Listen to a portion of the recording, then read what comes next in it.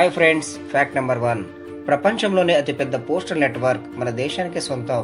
దేశవ్యాప్తంగా 1,55,015 పోస్టాఫీసులు ఉండగా ఒక్కొక్క పోస్టాఫీస్ సగటున 7,175 మంది కోసం పనిచేస్తుంది. శ్రీనగర్లోని దాల్ సరస్సులో తేలియాడే పోస్టాఫీస్ ఉంది. 2011 ఆగస్టులో దీనిని ప్రారంభించగా ప్రపంచంలోనే తేలియాడే పోస్ట్ ఆఫీస్ ఇదొకటే. Fact number 2. ఇప్పటివరకు మనం అంతరిక్షంలోకి ఉపగ్రహాలను పంపడం చూసాం, కానీ ఎలోన్ మాస్క్ అనే బిజినెస్ మ్యాన్ టెస్లా రోడ్స్టర్ కారును పంపాడు. ఫిబ్రవరి 6, 2018 సంవత్సరంలో ఫాల్కాన్ రాకెట్తో లాంచ్ అయింది. దీనిలో స్టార్ మ్యాన్ అనే డమ్మీ డ్రైవర్ ఉంచారు. అలాగే ఆ ప్రయోగం కోసం కృషి చేసిన 6,000 మంది పేర్లను కారులో ప్రింట్ చేయించాడు. అంతేకాదు, ఆ కారులో సర్క్యూట్ కార్డ్ మీద made on earth by human అని ప్రింట్ చేయించాడు. Fact number 3. చంద్రుడిపై నీరు ఉన్నట్లు ప్రపంచంలో మన దేశమే ముందుగా గుర్తించింది. 2009 సెప్టెంబర్లో చంద్రయాన్ 1ను ప్రయోగించడం ద్వారా ఇస్రో ఈ విషయాన్ని గుర్తించింది. Fact number 4. మీరు ఎప్పుడైనా గమనించారా? వాచెస్ యొక్క అడ్వర్టైజ్మెంట్స్ మరియు ఫోటో చూస్తే దాదాపు అన్నిట్లో 10 గంటల 10 నిమిషాలు చూపిస్తుంది. ఎందుకో తెలుసా? దీనికి రకరకాల కారణాలు ఉంటాయి. వాచెస్ తయారు చేసే కంపెనీ లోగో పైన లేదా కింది భాగంలో ఉంటుంది, కాబట్టి ఆ లోగో క్లియర్గా కనబడడం కోసం అలా పెడతారు. Fact number 5. National drink of India masala chai భారత్లో 5,000 సంవత్సరాల క్రితం నుంచే ఉంది. మన మసాలా చాయ్లోని టీ ఆకులు మసాలాకు చాలా పెద్ద చరిత్రే ఉంది. మన దేశ ప్రజలు ఏడాదికి 8,37,000 టన్నుల టీ తాగుతున్నారు. Fact number 6. హైదరాబాద్కు చెందిన 21 ఏళ్ల నీలకంఠ భానుప్రకాష్ ప్రపంచంలోనే అత్యంత వేగవంతమైన హ్యూమన్ కాల్కులేటర్గా రికార్డు సృష్టించాడు. లండన్లో నిర్వహించిన మైండ్ స్పోర్ట్స్ ఒలింపియాడ్లో మెంటల్ కాల్కులేషన్ ప్రపంచ ఛాంపియన్షిప్గా నిలిచి బంగారు పతకం సాధించాడు.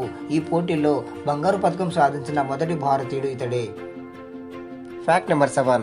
1923 జూన్ 4న ఫ్రాంక్ హెయిస్ అనే 35 ఏళ్ల వ్యక్తి న్యూయార్క్లో జరిగిన ఒక గుర్ర పందెంలో పాల్గొన్నాడు.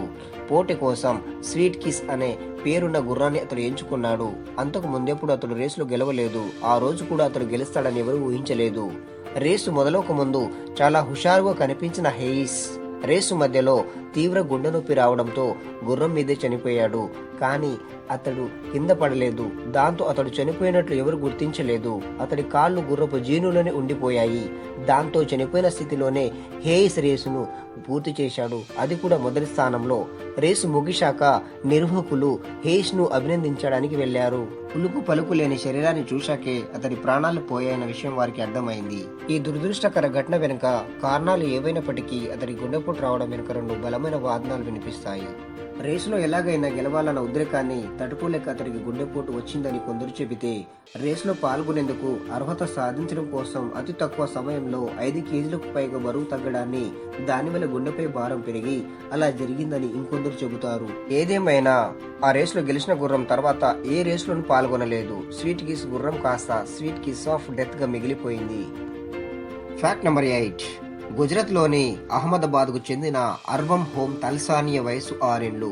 ఫోన్లు, కంప్యూటర్లు అంటే ఎనలేని ఆసక్తి.